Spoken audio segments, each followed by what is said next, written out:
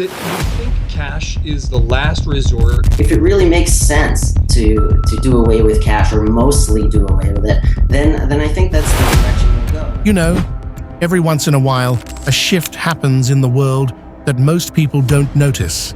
A small change in behavior, a new rule, a quiet government experiment. And before anyone realizes, the entire global system has already transformed. And today, we're talking about one of those transformations, a world where cash, shops refuse it, banks won't touch it, governments don't need it, and people barely remember using it.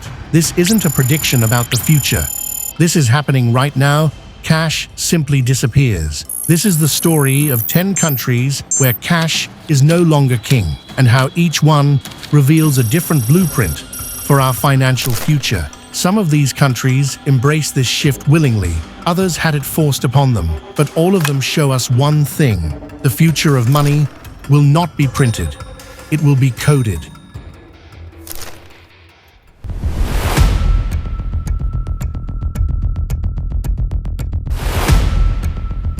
You know, Sweden didn't plan to become the world's first cashless society. It just happened. It started with small cafes putting up little signs. We don't accept cash. Not out of ideology, but because counting coins was slow, messy, and expensive. Then buses stopped taking cash. Then banks stopped storing it. And within a decade, Sweden reached a point where only 1% of its GDP existed in physical money. A disturbing real story says that a Swedish bank branch publicly announced, "We no longer carry cash, not for deposits, not for withdrawals, not at all." People didn't riot, they adapted. But here's the dark side. You know, older Swedes, especially in rural areas, became cut off. Some villages had no way to take out cash at all. Sweden's success exposed a hidden truth. Technology doesn't create progress evenly. It leaves a trail of people behind.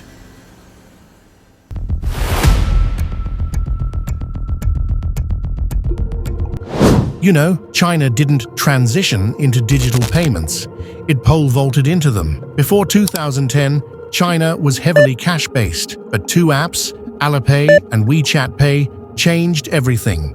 Suddenly, paying with a phone wasn't just easier, it became the cultural norm. People stopped carrying wallets, stores took down cash registers, taxi drivers taped QR codes to their seats, and the most surreal moment, homeless beggars started using QR codes too. A 2020 survey in one Chinese city found 95% of all consumer transactions were digital, not because of law, but because it made life faster. But this speed came with something else: traceability. You know, when every transaction is digital, someone, somewhere, can see it. And China became the world's most powerful example of how convenience can merge with control.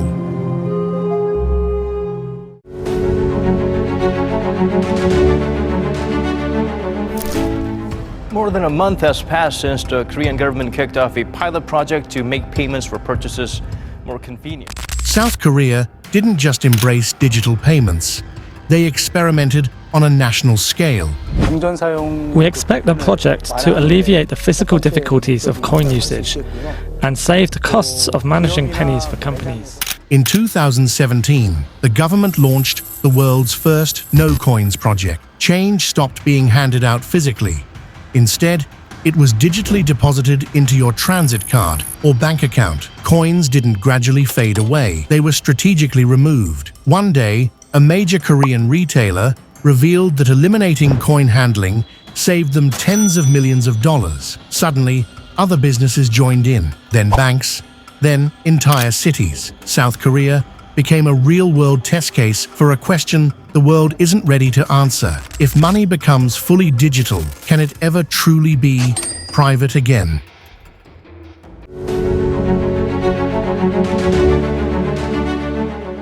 Another one is Norway's cashless shift that wasn't driven by tech companies or the government. It came from the banks themselves. Banks simply stopped handling cash. No deposits, no withdrawals, no exceptions. Imagine walking into your bank, the one place where cash should be sacred, and being told, "We don't carry money here, try somewhere else." You know, what does that do to your sense of financial autonomy? By 2022, cash accounted for less than 3% of all transactions in Norway, one of the lowest rates on Earth. Norway isn't just cashless, it's practically cash-free, and it raises a chilling question.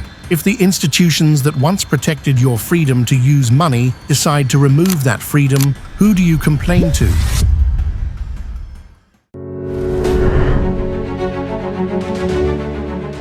Nigeria. Not like other countries we have talked about, this is a twisted plot. And the story of Nigeria isn't about convenience, it's about survival. When the Nigerian government redesigned the currency in 2023, cash disappeared from circulation overnight. ATMs ran dry, banks limited withdrawals, people waited in lines for hours, sometimes days. And in the middle of the chaos, digital payments surged, not because people wanted them, but because they had no choice. It is said that mobile transactions skyrocketed by nearly 70% in a matter of months. Nigeria became the world's clearest example of what happens when a country removes cash before people are ready. Innovation rises, adaptation accelerates, and chaos fills the gap in between.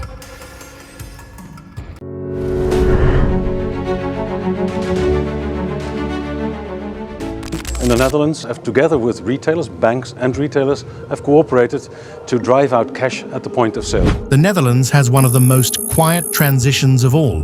No dramatic reforms, no shortages, no experiments. People just stopped using cash. Contactless cards became faster. QR payments worked everywhere. ATMs slowly disappeared across cities, and shops, especially in Amsterdam and Rotterdam, began refusing cash voluntarily. And by 2023, over 90% of all retail payments were digital. It's a sign that society doesn't always need a push or a crisis. Sometimes it just finds something better and never looks back.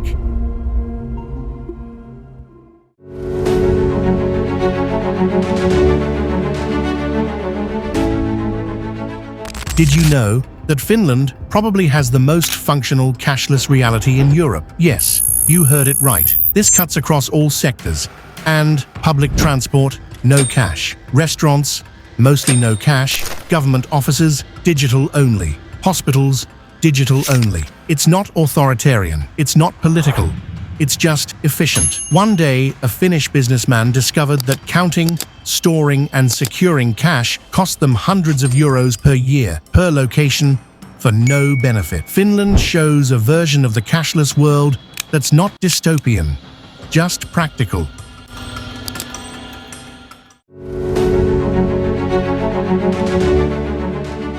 You know, India experienced one of the most shocking economic events of the century.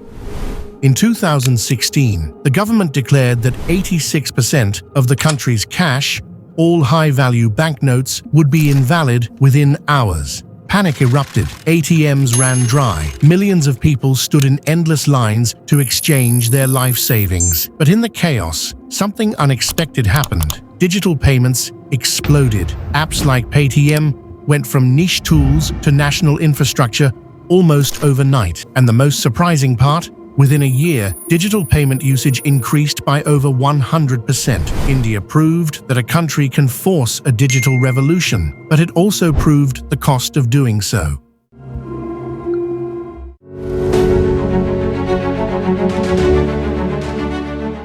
You know, the UK is one of the most interesting cases because nothing official happened.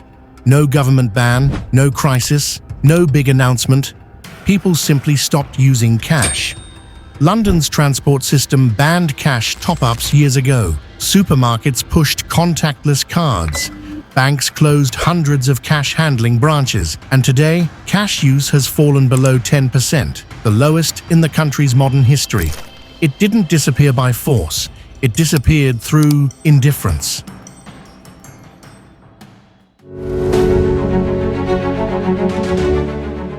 Singapore might be the closest thing to a perfect cashless ecosystem. From street food hawkers to luxury boutiques, QR payments are everywhere. Digital identity systems link seamlessly with digital wallets. Banks, government, and private companies all work together. And unlike many countries, adoption isn't lopsided, it's universal. A 2023 study showed 97% of Singaporean adults use digital payments every week. Singapore isn't just cashless, it's designed to be cashless, and the world is watching.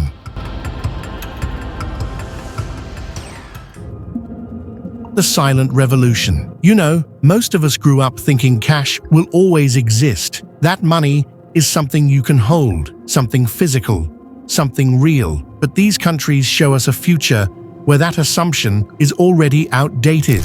A future where your wallet lives inside your phone, where transactions leave trails, where privacy becomes optional, where convenience replaces freedom, and where money becomes data. This isn't a prophecy, this is happening, and soon it won't be just these countries only, it will be the world. Thank you for watching. And keeping with us to this far, I promise to do more videos that will educate you, entice you, and blow your mind. Subscribe, share, and comment where you are watching from.